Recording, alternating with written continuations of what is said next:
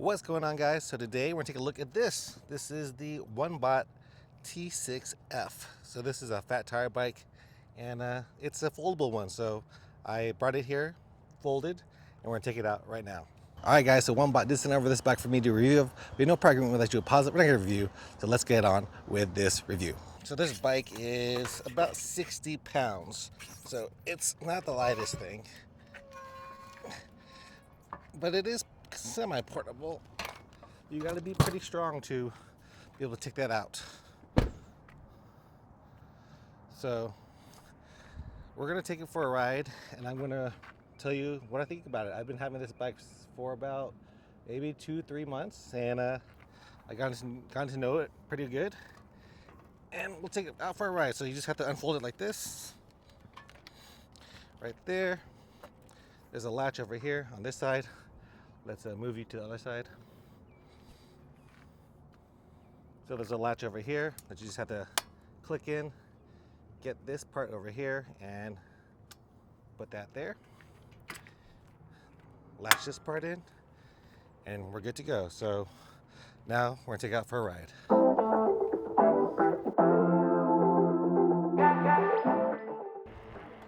So if you guys saw my other video with my other OneBot electric e-bike, it was this S6L, and that one was a little bit smaller in terms of the tires. This one is a fat tire bike, so this is a 20-inch tires with the 4-inch thickness on the tires. So they are fat tires. Y'all can see right there the fat tires, and the fat tires really help to take a lot of the bumps out the road and makes it for a smoother ride. Like, it does have hydraulics right there. Y'all can see the hydraulics. They're only on the front though, so they're only on the front, but I find this ride compared to the S6L super comfortable. And right now I am on full pedal mode, so there's no assist from the motor. The motor is a 350 watt motor, so pretty powerful. And this one has a lot more torque than the other bike. This is a more heavier bike. Like I said, it's 60 pounds, so pretty heavy. Those are the hydraulic brakes. The brakes, those are hydraulic disc brakes, so they aren't the best. And you can see right here, it's kind of hard for me to get this bike going because it is so heavy. It does have a 6-speed Shimano shifter right there. So there's a 6-speed Shimano shifter, and then now I'm gonna turn on the motor. So you just have to press the button right here, and now I'm being assisted by the motor. So supposedly this thing does get up to 20 miles an hour. You do have to unlock it, so I don't know how to unlock it. You apparently have to message OneBot, and they will tell you the instructions to do it. It is not recommended to do the 20 mile per hour limit, but for me it gets to just about 15 miles an hour. I tested that with my Garmin watch, and it seems to be about the speed it's going. And I'm also a bigger guy. I'm 250 pounds, so it still gets up to 15 miles an hour even with me on top of it. So this is gear 1, gets just to about 9.4 miles. If I shift it up to gear 2, nice little boost there. Now I'm going about 12 miles an hour, and then one more shift up.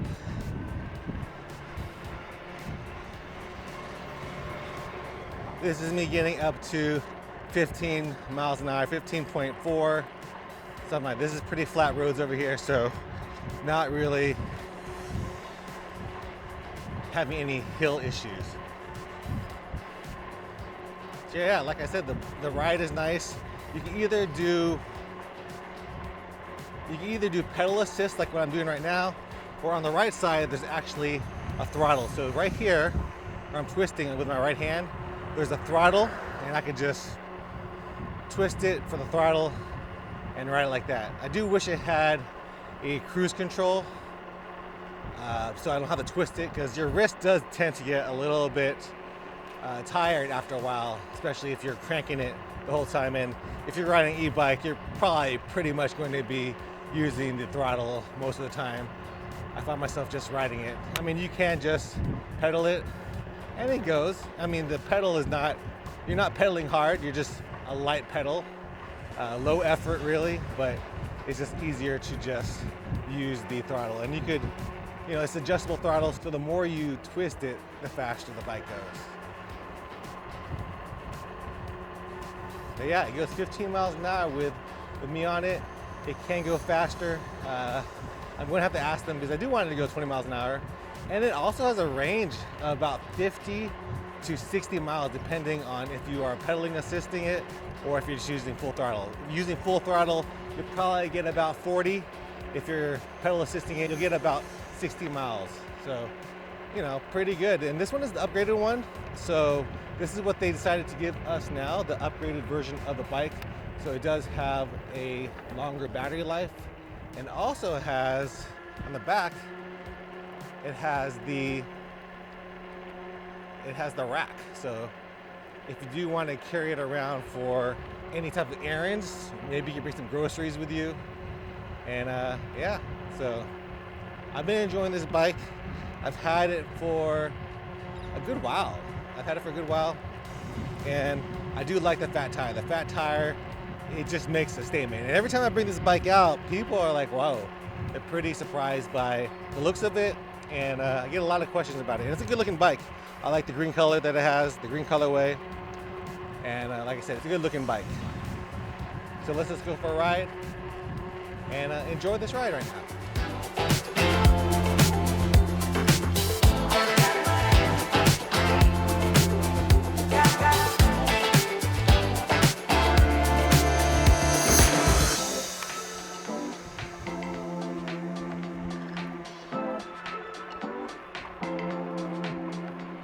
Yeah, this bike is great for like if you have an RV.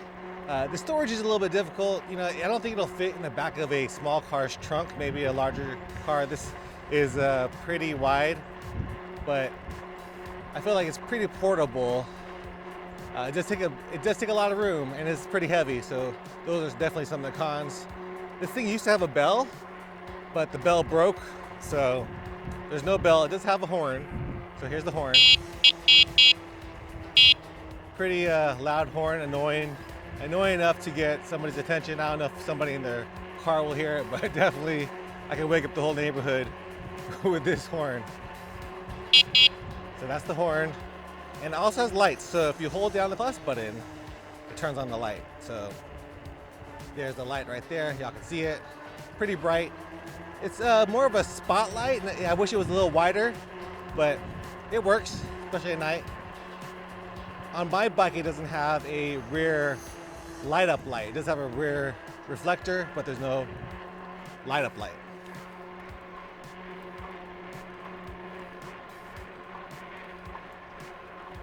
I'm taking this bike out on the roads. On hills, it does decently, but on steep hills, I did have to get off of it. The motors were not strong enough to carry the bike and myself up a hill, so for that I did have to get off the bike. So how does the seat feel on this bike? I feel like the seat is pretty comfortable. I saw in other reviews that they had the same series bike as me, but the seat looked a little bit more comfortable. Although this one is pretty comfortable. I really don't have any complaints about the seats. The seat it's nice and wide. So, you know, for a big boy like me, that's what you need. All right, let's test the braking power right here. It does not stop on a dime. That's one of the cons for sure. The hydraulic disc brakes, they are not the fastest thing. Of course, this thing is a heavy bike. I'm also heavy on it too, but it should stop a lot better than that, because I've noticed whenever I see a stop sign, I need to give a good 10 feet to brake so that I don't glide past the stop sign.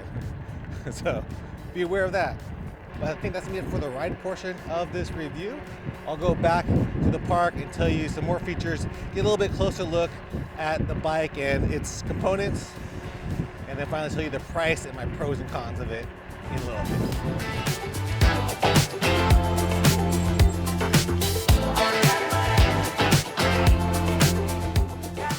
All right, so I just got done riding. These are the components of the bike right here. This is the computer, little LCD screen. It's not the biggest, but it works. You have your lights. Like I said, this is how you turn your light. You just press the plus button and then it turns on. You see over here, the light turned on. And then you have other things. You can see your odometer. You see I've gone 87 miles on this bike. My ride time, which was 21 minutes. My trip, 4.3 miles, pretty good. And again, 87 miles. So yeah, this is the bike. It pretty much came in one piece. So the only thing you had to install was the bike handle, which was easy. So this was the only part that you had to install. You just had to unclip this, unscrew this, and then put the handle on. It's pretty easy. This is the Shimano shifter right here. I wish it did have some more gears because you do get to a point where you're hardly pedaling and you could go faster, but you know, you're pedaling. It's called ghost pedaling whenever you're not really assisting the bike because the bike is just going faster than what you can pedal. Over here you have the bike guards. These are tins, so on the wheels. This is the bike rack, nice bike rack. It does have a kickstand.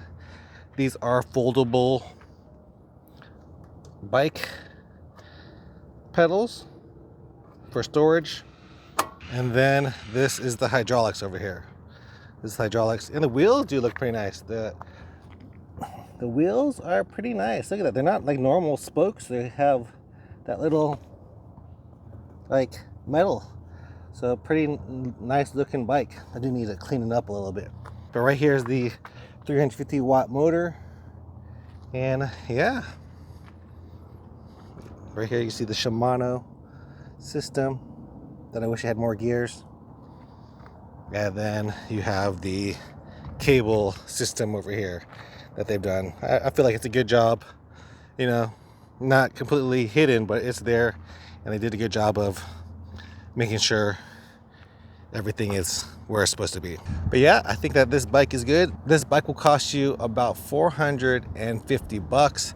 So, you know, I feel like for an e-bike, and then especially for a bike too, you're gonna be paying a lot more for a nice bike, and especially an e-bike. E-bikes run, you know, $1,000, $2,000, and for a bike that can go 20 miles an hour once unlocked, I feel like this is a great value, and I've been enjoying it. I feel like it's done a good job of doing what it can do. So you could get 60 miles on it with pedal assist. So if you are going somewhere and you know you want to get around without bringing out your truck, the bike is good, especially for camping, RVing.